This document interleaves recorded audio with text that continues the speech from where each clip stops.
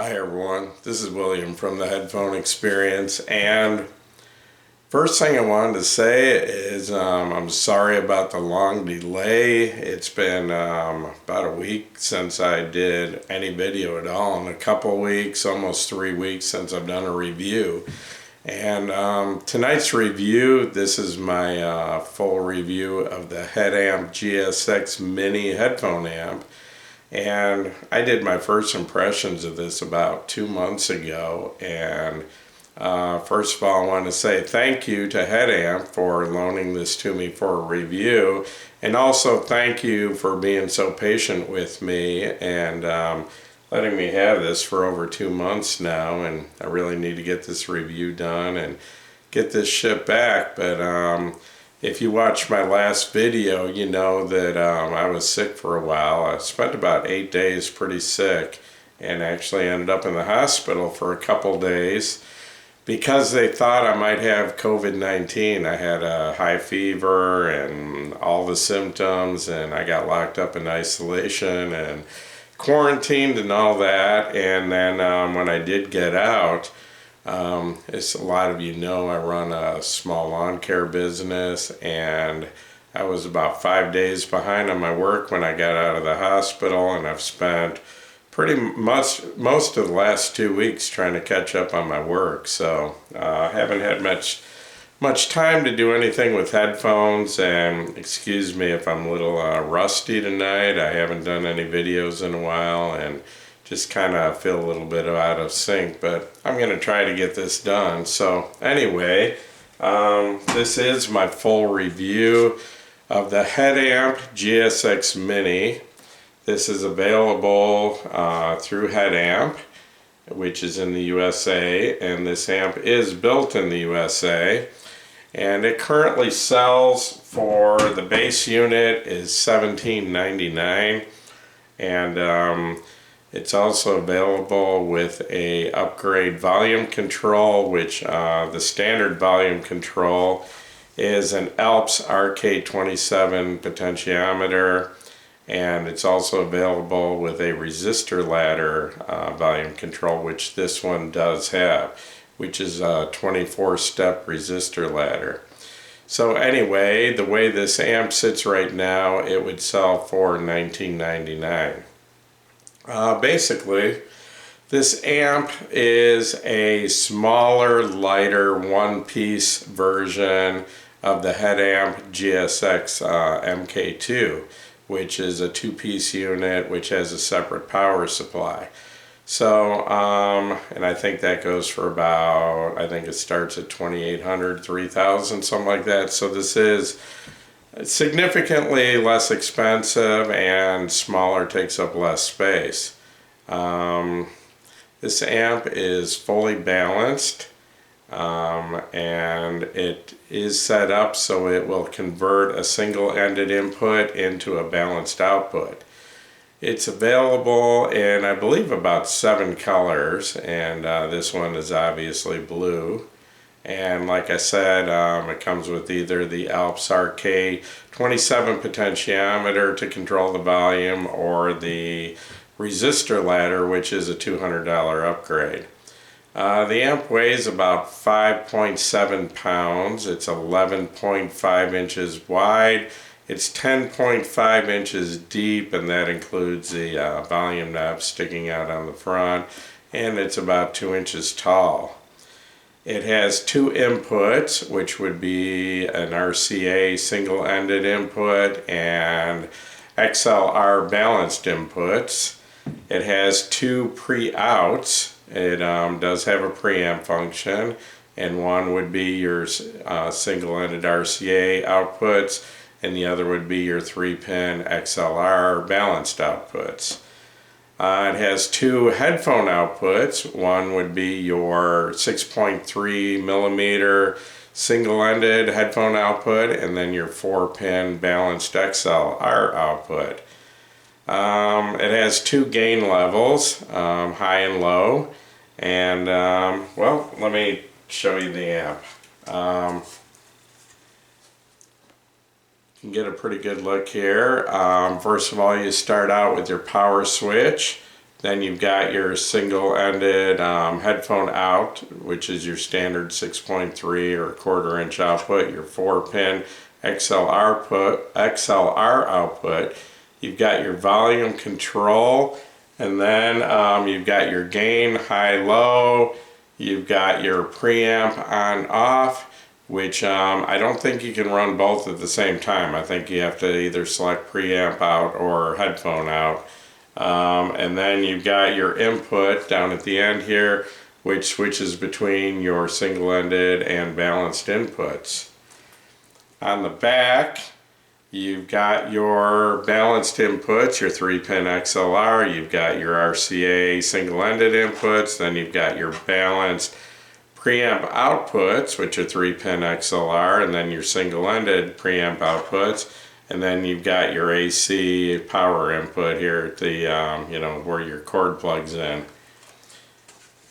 This amp is, like I said, it's about 5.7 pounds. It's not that big, kind of a medium-sized headphone amp, but it's got a lot of weight to it, feels pretty substantial. I did want to discuss the equipment I used with this, and primarily I use CDs, and excuse me.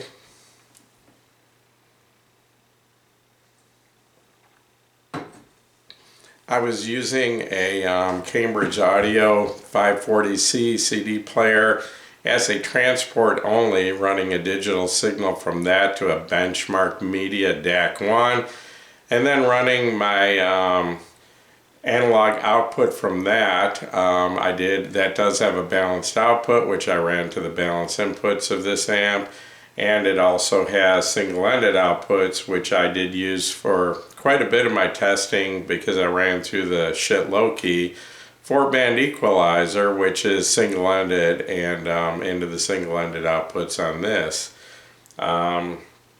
I did use quite a few different headphones in evaluating this. During the time I had this, I had 3 headphones from Spirit Torino, the Super Ligera, the Radiante, and the Twin Pulse Ragnar. I also, one of the primary headphones, which is my most revealing probably, that I use to review this, would be the Kennerton Thror, and I also had the Kennerton Odin, and the Kennerton Valley, and the Kennerton Magni, and just recently got in the Kennerton Woden, or Wooden, I'm not sure how it's pronounced, which is also a very, very revealing headphone. And I had some Hi-Fi Man headphones, the Sundara, the HE500, and the HE560, which is actually the hardest, most power-hungry headphone I've had to, as far as driving it. It needs a lot of power, and it's a good evaluation of how much power an amp is putting out.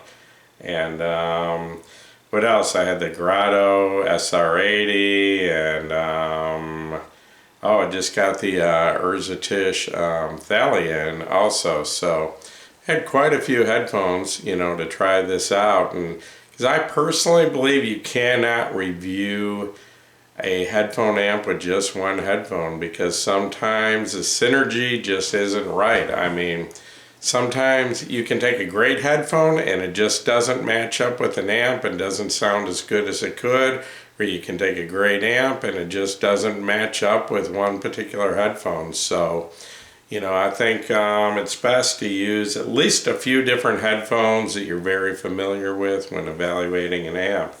And as far as music, I used a variety, everything from classic rock to pop to some electronic, a lot of acoustical music. Primarily, more than anything, I listen to acoustical music with female vocals, and a little bit of orchestral music, and pretty good variety of different things. I ran through this. And getting into the sound, I guess the thing that really just stands out about this amp is it's just absolutely dead neutral. Does not there's no coloration at all. There's no emphasis on anything, that just everything is perfectly flat, even, and this amp does not color the sound. It doesn't try to give a fake tube sound, anything like that, just plays back exactly what's on the recording. As far as clarity, detail, resolution, I would have to say this amp is absolutely outstanding. I haven't heard them all, but I've heard, some pretty high-end amps, and I would say probably as far as clarity and detail, this is as good or better than anything I've ever heard. Another thing that really stands out about this amp is an exceptionally quiet noise floor. This amp is probably the most quiet amp I've ever heard, I've ever tested. The way I test an amp for the noise floor is I've got an old pair of Sony DJ headphones, MDR, so what are they? Actually, they're hanging over here, the MDR V700. And they're extremely efficient. They're about 112 decibels at 1 milliwatt. And they're more efficient than I think any IEM I've even tried. Well, anyway, these headphones, if there is a hiss or any background sound, those headphones will pick it up. I mean, more so than any other headphone I've ever tried, or even IEM. So anyway, what I did is I, turned my source off and plugged those in, and they are single-ended, connection on it. So anyway, I used the single-ended output. But on low gain, I can turn the volume knob all the way to max, as far as it goes, and I don't hear any background sound, any hiss, anything whatsoever. And this is the first amp that has ever happened. Even on low gain, I've never heard another amp that I pick up absolutely nothing with those headphones.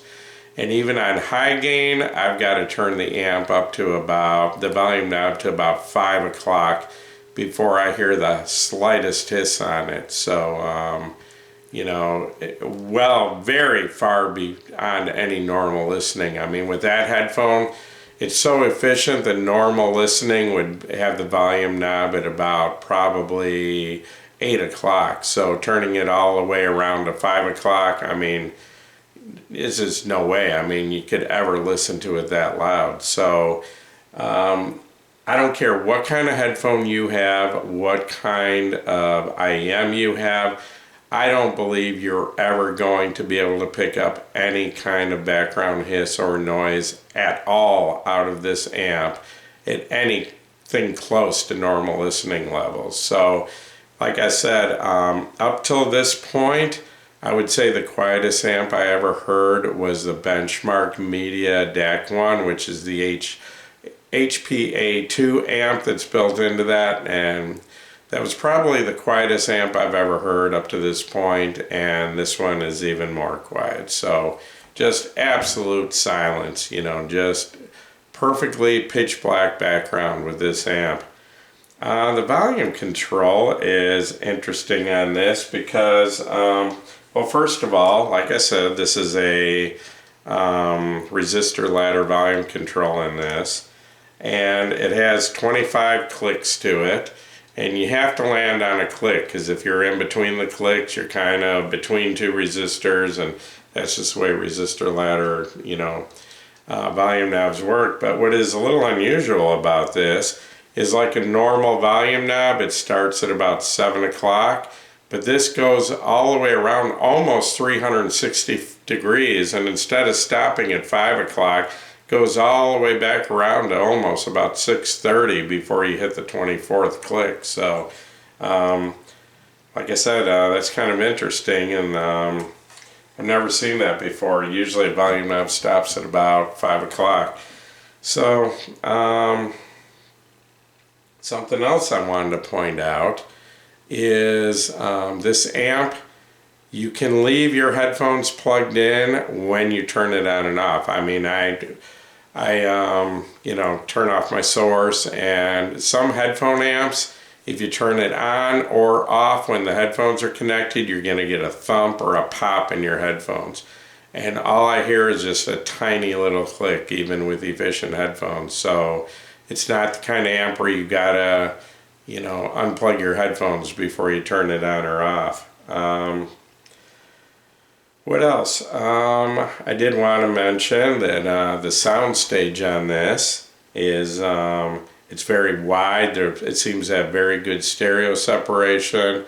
There's a lot of depth to the Soundstage, and there's very good layering to the Soundstage. You know, not just either right up close or far away, but you know, I hear things at different depths. So Soundstage is pretty impressive on this amp. What I did want to talk about a little bit is the difference between the high and low gain on this amp is pretty significant. Some amps, you switch from high to low and it's really not that big a difference. This amp, there is a big difference. And the low gain is, it's not putting out a whole lot of power. And it's actually ideal for, you know, like IEMs and really efficient headphones, like say the Meza 99 Classic or the Grotto SR80 or even the Kennerton Valley, which are all very efficient. The low gain works out real well because, you know, it gives you more, because of only having 24 steps, it puts you up in kind of the middle range, you know, up around, you know, 11, 12 o'clock, and you've got some adjustment there. You can make fine adjustments on efficient headphones, where, you know, if you go to high gain, then each step is a lot bigger jump in the volume. So having the low gain, you know, as low as it is, it does work out really well for efficient headphones and IEMs. Using the single-ended output, the low gain works well if it's very efficient. If you're getting into more, you know, medium, hard to drive headphones, you're definitely going to want to go to high gain if you're using the single-ended output.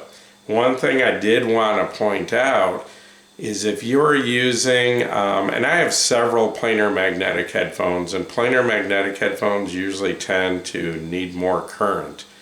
And some of the easier ones to drive, like the Kennerton Odin and the Kennerton Thror, they work out pretty well with the single-ended output. In high gain, there seems to be plenty of power.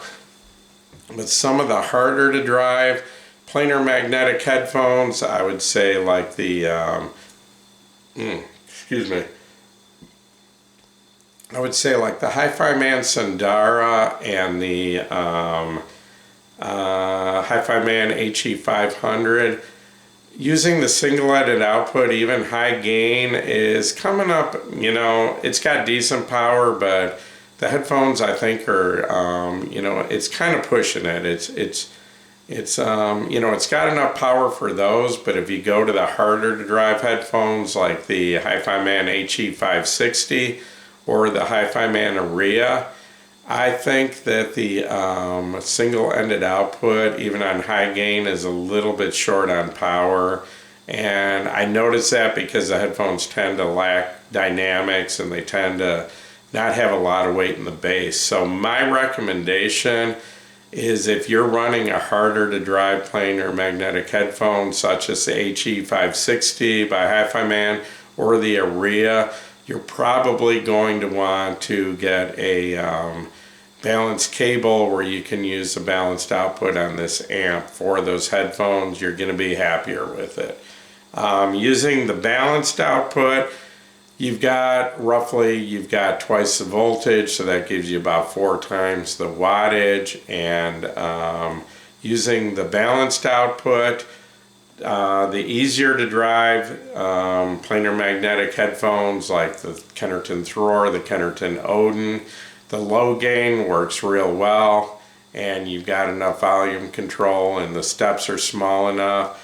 And then the harder to drive, like the Hi-Fi Man Aria, the high gain with the balanced output works out real well. This seems to have plenty of power even for the HE560, which is a headphone it doesn't take a huge amount of power to get the 560 to sound good or to be loud enough, really, but it does take a lot of power and a lot of current to give it a solid bottom end, you know, good sub bass and some weight to the bass. That headphone does need a lot of power. The Hi-Fi Man Aria is sort of that way. It's not quite as bad. But the Aria, the same as the 560, if you don't provide it enough power, it lacks dynamics, especially in the bass. So what I found out is with the balanced output on this amp does have plenty of power to run just about any headphone. I mean, anything I have, and I've heard that this amp works really well with even the Hi-Fi Man Sesvara, which is supposed to be very hard to drive. The only headphone I would question maybe would be the Hi-Fi Man HE6, which is notorious for being a hard to drive headphone, and I don't have one, so I can't tell you, but that would be the only headphone that I'd maybe be concerned that this amp doesn't have enough power. I did want to do a little bit of a comparison with this amp and a few others, and this is a $2,000 amp, so I want to compare it to a few of the other amps that I've reviewed up in that price range. One would be the Audio GD Master 9, which goes about $1,600 by the time you pay shipping to get it here from China. I reviewed the Wells Audio Milo, which had an upgrade volume control and some upgrade resistors. That amp went about $2,250 the way I reviewed it. And also, I think about 6 months ago, I reviewed the SPL Finder XE, which that amp, I believe, without the DAC, which is the one I had, I think sells for about $2,000, so it's about exactly the same price.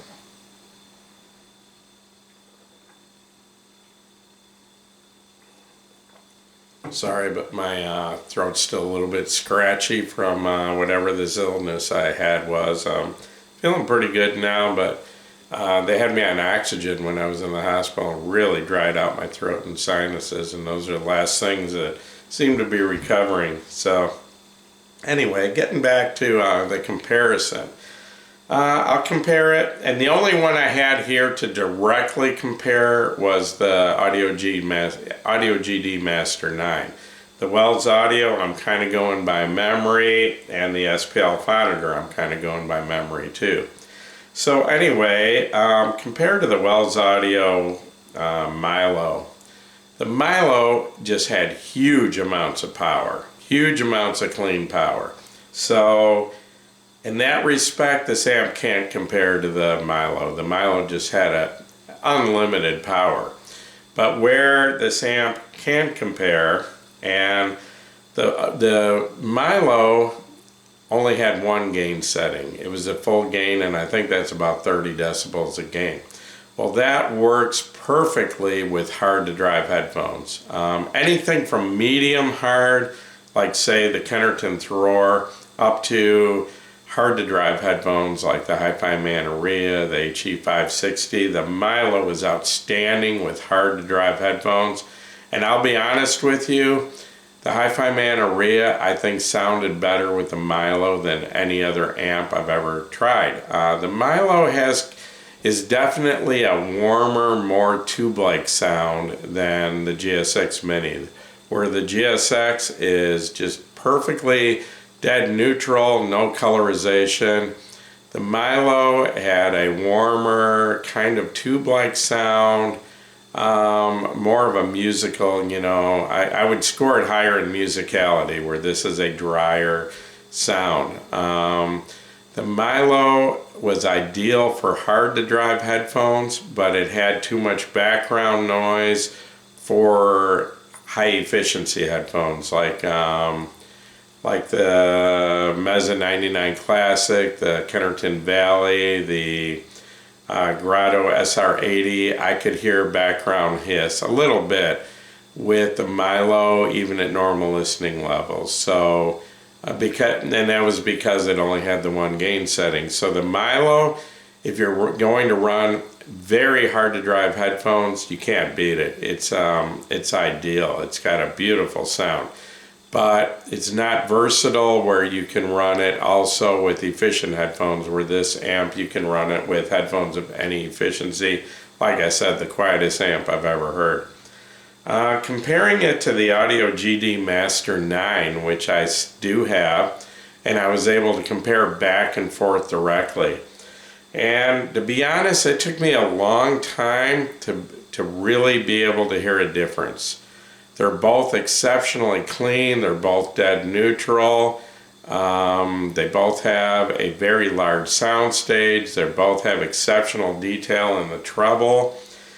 Finally, after going back and forth many times, and this was with the Kennerton's Roar, which is my most revealing headphone, what I finally did notice, and the difference was big enough that I think I could probably tell the difference in a blind test, where I didn't know, I think I could tell which amp was which.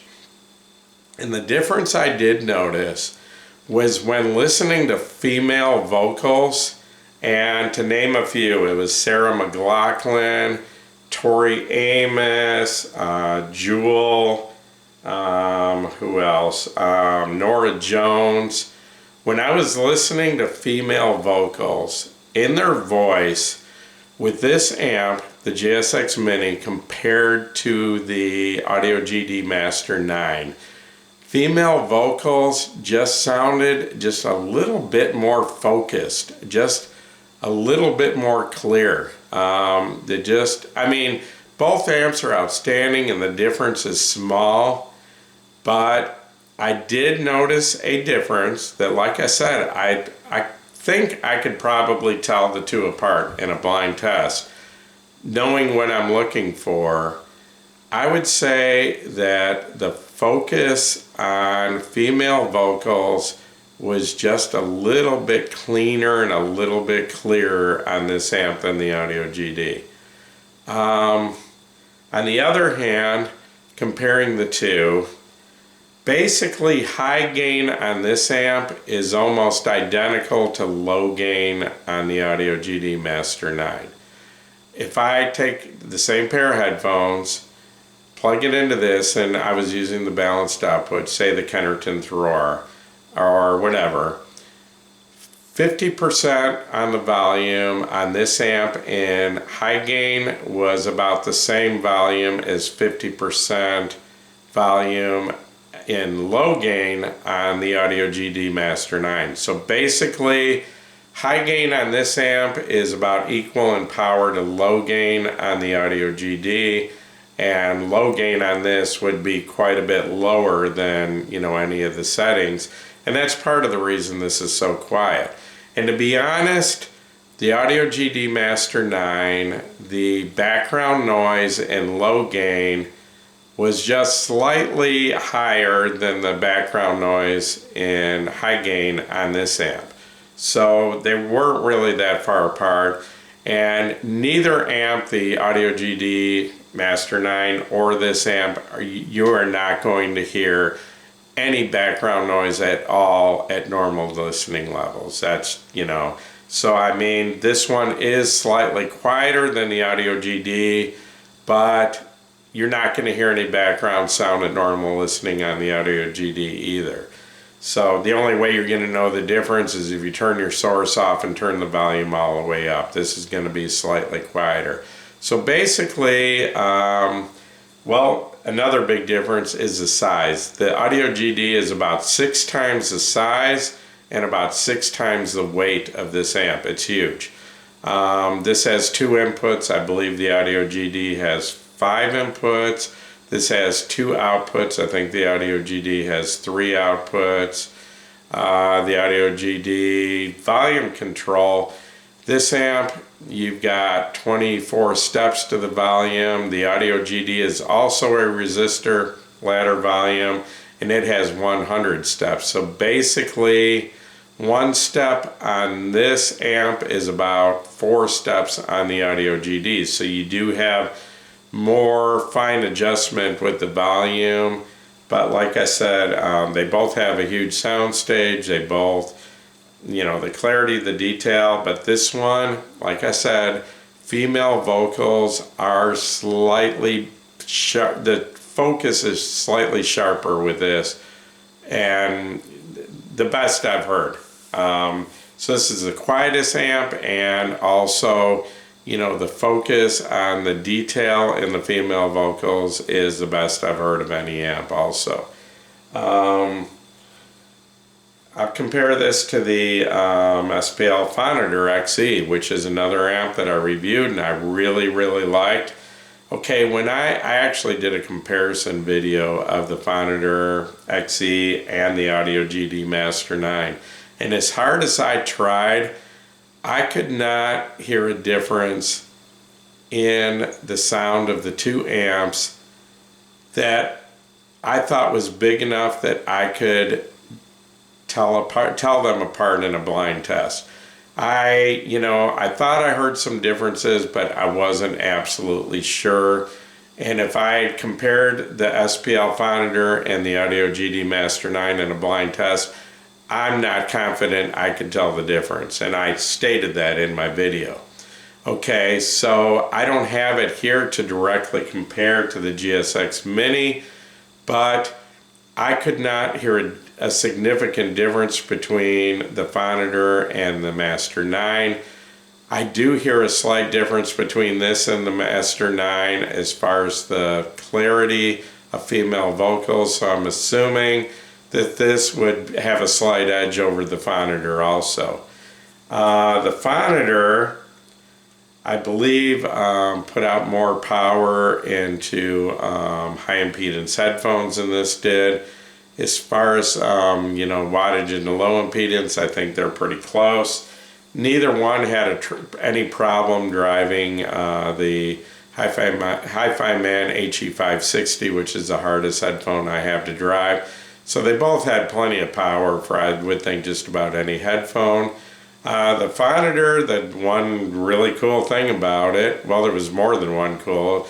Number one, it had the VU meters, which is a very cool feature, but it also had the matrix function, which was a simulated, like listening to speakers function, where it created time delays and angles and had adjustments where you could, adjust the sound. It was basically, a crossover, where it combined the two channels and all that. It's too complicated to explain right now, but anyway, they call it the matrix, and it makes it sound more like you're listening to speakers when you're listening to headphones. So it did have that very cool feature.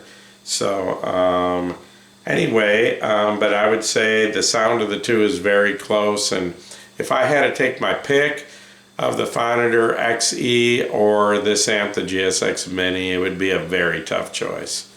But then again, the Audio GD Master 9 is right up there too, and the Wells Audio Milo, as long as you're listening to hard to drive headphones, I personally don't think it can be beat, but but it's not as versatile as the other three amps as far as being able to use with high efficiency headphones. So like I said, I'll just come right on and tell you, is there anything I don't like about this amp? The only complaint I would have is I would say that the single-ended output, the power, even in high gain, can come up a little bit short for some of the harder to drive planar magnetic headphones. So if you've got a harder to drive planar magnetic headphone like the Hi-Fi Man HE560 or the Aria, you might come up a little bit short on power from the single-ended output, even in high gain. So you're probably going to want to invest in a balanced cable to use the balanced output of this amp with those headphones.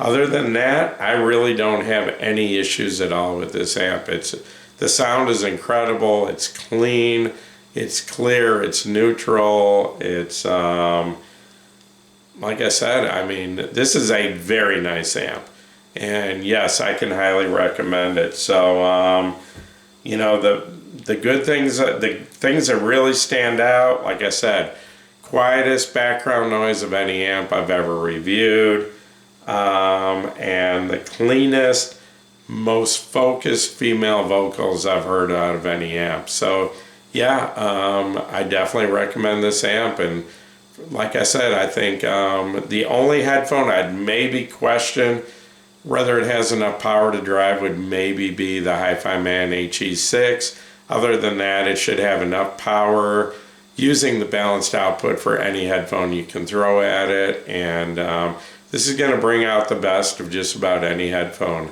I've heard this is a real good match with the Hi-Fi Man Saspara, which is a $6,000 headphone. So I mean, you know, probably any headphone you could have, this amp is going to work out with it. And like I said, it's got the low power mode, the you know, on the gain, where it should work out ideal with any IEM or any very efficient headphone also. So yes, I can highly recommend this amp. So guess I'm going to wrap this up now. My voice is about to go. So once again, this is William from the Headphone Experience. If this video has helped you, please give me a thumbs up. Please subscribe to my YouTube channel, and you are all welcome to join us over at the Headphone Experience on Facebook. We are up to over 7,500 members now, so come check out our headphone group. Thanks.